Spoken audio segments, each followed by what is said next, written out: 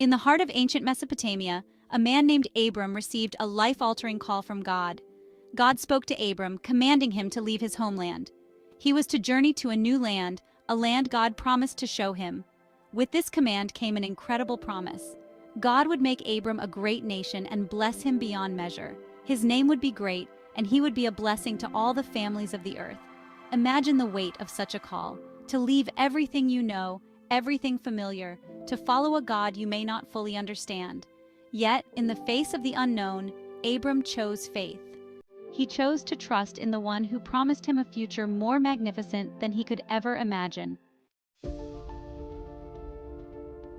Abram resided in Ur, a prosperous city in Mesopotamia.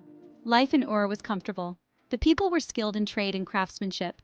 They built impressive ziggurats, towering temples dedicated to their many gods. It was a world of bustling marketplaces, intricate social structures, and a vibrant culture. Yet something was amiss in Abram's heart. Abram's family, including his father Terah, were idol worshippers. They crafted and sold idols, a practice Abram found increasingly at odds with his growing faith in the one true God. He couldn't reconcile the lifeless idols with the God who had begun to stir his soul. He longed for something more, a relationship with the divine that transcended the material world.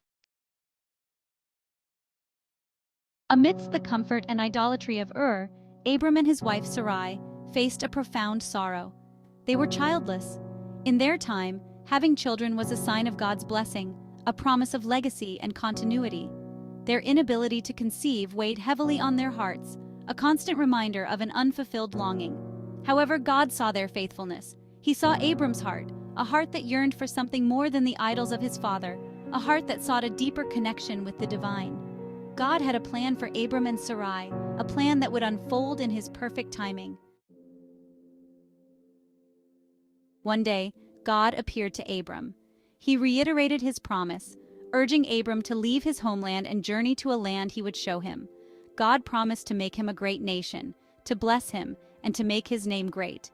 He promised that Abram would be a blessing. This time, the call was even more specific. Abram was to leave his father's house, his country, his people, and his relatives. It was a daunting command, a test of Abram's faith and obedience.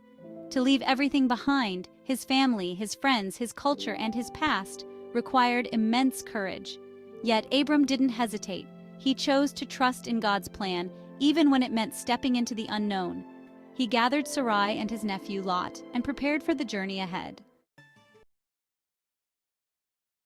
Their journey was not easy. They faced challenges, uncertainties, and moments of doubt. They traveled from Ur to Haran, a city hundreds of miles away. They left behind the familiar comforts of their homeland, venturing into uncharted territories, guided only by their faith in God's promises. Despite the hardships, Abram's faith never wavered. He clung to God's promises, believing that God would guide him and provide for him every step of the way. His journey was a testament to his unwavering faith, a journey that would inspire generations to come. He taught us that faith is not the absence of fear, it's trusting in God even when we are afraid. Finally, they arrived in the land of Canaan, the land God had promised to Abram. It was a land flowing with milk and honey, a land of abundance and promise. Abram built an altar to the Lord, a symbol of his gratitude and unwavering faith. God had kept his promise. Abram's journey of faith teaches us that obedience to God brings blessings. When we step out in faith and trust in God's plan, we open ourselves up to his blessings. Abram's story is a timeless reminder that God is faithful to his promises. He is a God who calls us out of our comfort zones and into a life of purpose and blessing.